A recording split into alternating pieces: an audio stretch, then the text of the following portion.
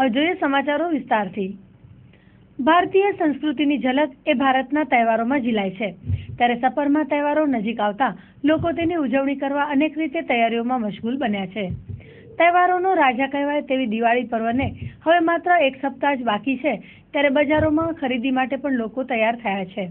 વળી ક્યાંક મંદી તો ક્યાંક તેજી જેવા માહોલમાં વેપારીઓ પણ ગ્રાહકો માટે સજ્જ બન્યા છે, તો કોઈક વેપારીઓ ગ્રાહકોની વાટ જોઈ રહ્યા છે।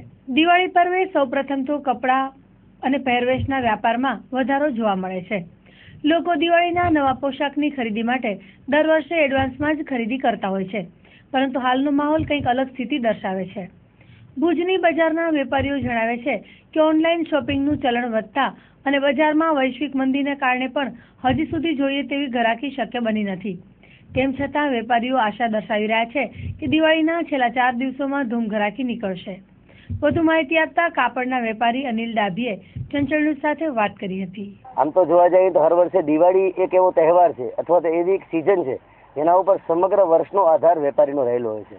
અને આ વખતની જો અગર દિવાળીની તમને વાત કરીએ, ઓલ ઓવર માર્કેટની વાત કરીએ, લેડીઝ હોય, ચિલ્ડ્રન હોય અથવા તો જેન્ટ્સ હોય, પણ આ વખતે દિવાળી જે 100% હોવી જોઈએ, તમે અત્યારે પણ માર્કેટ ફર્યા છો, તમને લાગ્યું હશે કે અત્યારે દિવાળીની સિઝન હોવા છતાં અત્યારે માર્કેટ ખાલીખમ લાગે છે। એટલે મતલબ કે જેટલું જોર હોવું જોઈએ એટલું જોર નથી। એટલે મારી દ્રષ્ટિએ જે પ્રમાણે વેપારી રીતે વાત કરું તો આ વખતની દિવાળી એ 30 થી 35% રહેશે। કારણ એક જ હોઈ શકે સાહેબ, એક તો વૈશ્વિક મંદી છે અને બીજું માણસો પાસે ખર્ચો કરવા માટે એટલા રૂપિયા નથી, કારણ કે જે પ્રમાણે રેન્જો વધી ગઈ, અત્યારે ભાવ વધારો છે, એ પ્રમાણે એટલી માણસો પાસે પૈસા નથી કે ખરીદી શક્તિ એની એટલી હોઈ શકે।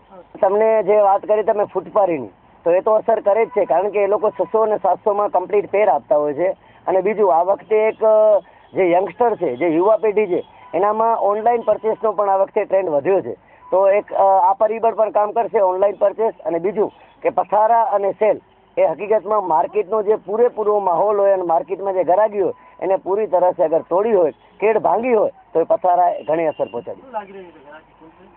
છેલ્લા 4 દિવસમાં એવું લાગી રહ્યું છે કે માર્કેટમાં સારી ગરાગી ખુલશે, કારણ કે દિવાળીનો તહેવાર સમગ્ર માટે એક મોટામાં મોટો તહેવાર છે, તો છેલ્લા 4 થી 5 દિવસ એમાં ગરાગી હોય એવું અમે અત્યારે ધારણા બાંધી રહ્યા છીએ। બીજા નંબરે તહેવારોમાં ખાદ્ય પદાર્થોમાં ફરસાણ અને મીઠાઈની ખરીદી ખૂબ ગતિ પકડે છે। તેવામાં કચ્છમાં મોટાભાગના તમામ મીઠાઈ અને ફરસાણના વેપારીઓ દિવાળી પૂર્વે ગ્રાહકો માટે સજ્જ બન્યા છે।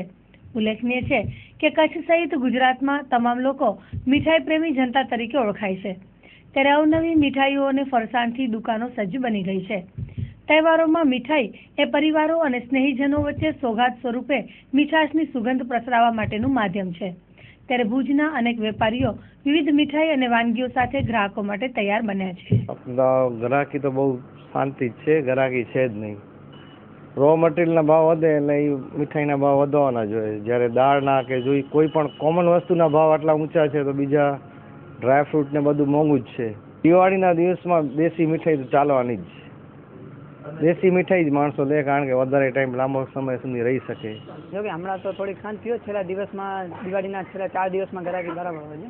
વધારે જોવા જઈએ તો દિવાળીમાં છે ને મિક્સ મીઠાઈ છે કે કાજુની સ્વીટ છે કે સૂકો મેવો છે, એનો ચલણ સારો હોય છે દિવાળીમાં।